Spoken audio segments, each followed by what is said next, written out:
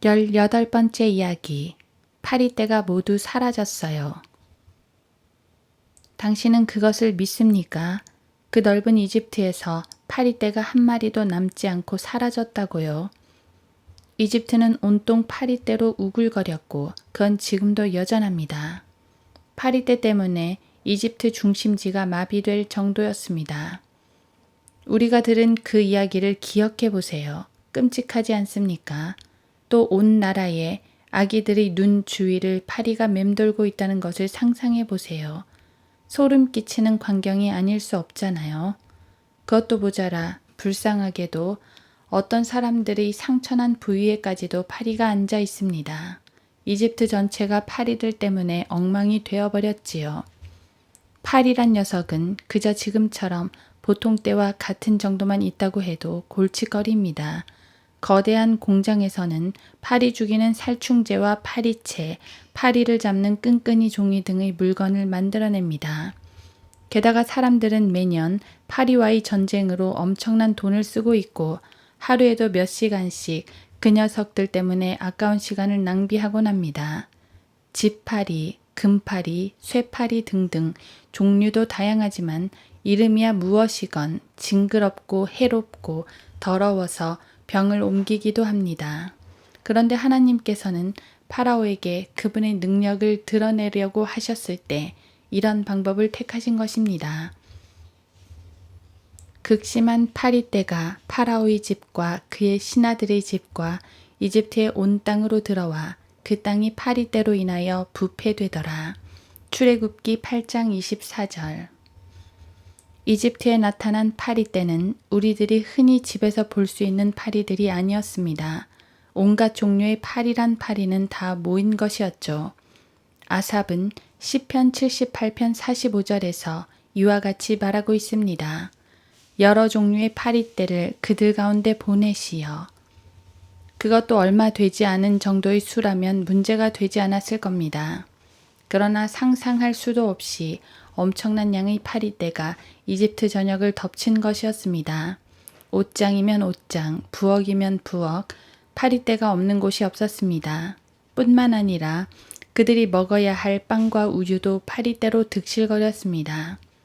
침대며 화장대도 파리들로 우글우글했고 밥을 먹어야 할 식탁 위에도 거실에도 앉아있을 만한 공간이라도 있으면 온통 파리떼로 꽉 차 있었습니다. 악기 위에도 파리떼가 모여 앉아있고 반죽해 놓은 밀가루는 파리로 범벅이 되어버렸습니다. 신발 속에도 옷 속에도 벽에도 카펫 위에도 파리떼가 없는 곳이 없습니다. 헛간을 가득 메운 파리떼가 마차 안에도 자리를 잡았습니다. 마차를 끄는 말이나 소까지도 파리로 뒤덮여 있습니다. 그것뿐입니까? 그 많은 파리들이 날아다니면서 내는 윙윙 소리가 귀청을 때리는 것은 물론이고 그 녀석들이 물어뜯기까지 하는 바람에 밤낮으로 악몽 같은 시간이 계속되었습니다. 당신의 집에 이런 골칫거리가 생기는 것을 막아주시는 하나님의 자비로우심에 대해서 생각해 본 적이 있습니까?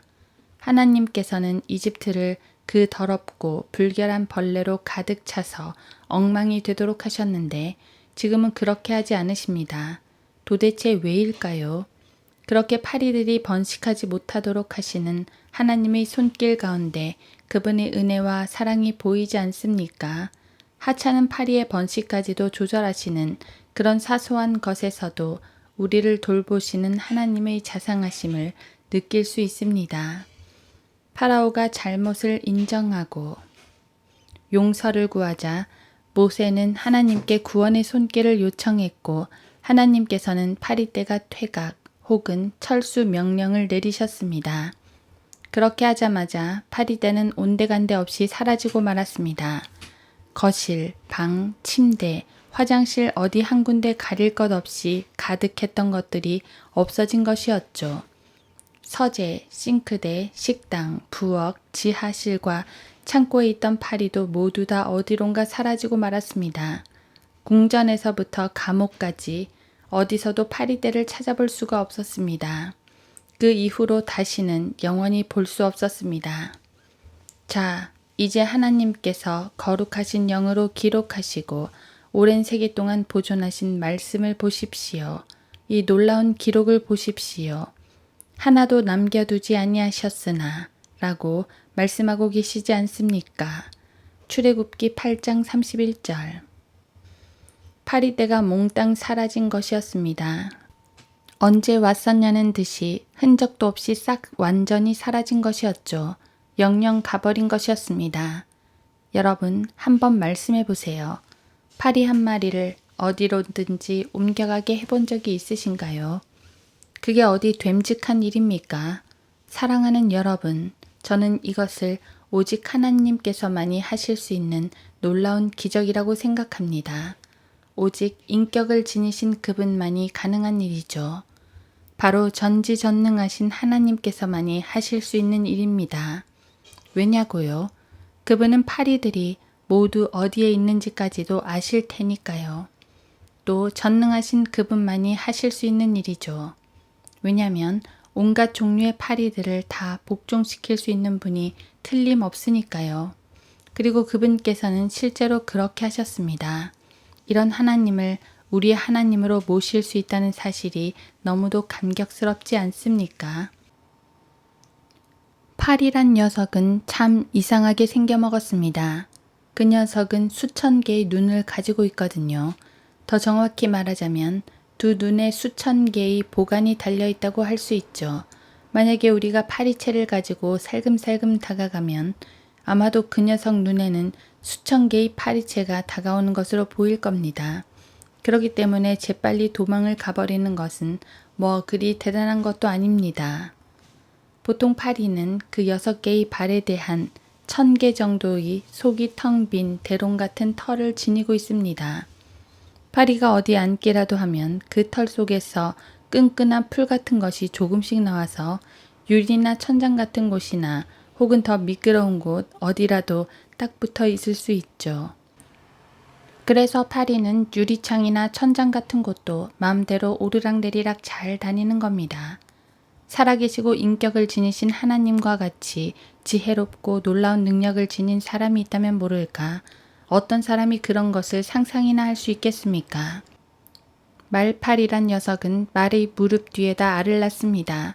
그 녀석이 꼭 그곳에 알을 낳는 것은 다 이유가 있죠.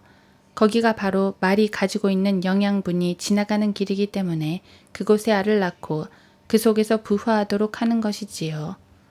말이 이 다리의 뒤쪽을 좀처럼 핥지 않는다는 것을 누가 가르쳐 준 것도 아닐 텐데 파리는 말이 자주 핥는 곳이 무릎의 앞부분이라는 것을 정확하게 알고 있단 말입니다. 어디서 그런 꾀가 나서 누가 가르쳐 주지도 않은 방법을 알고 있는 것일까요? 말 다리의 안쪽에 알을 낳는 방법을 말이죠. 이 녀석은 말의 혀에 알을 낳는 법이 없습니다.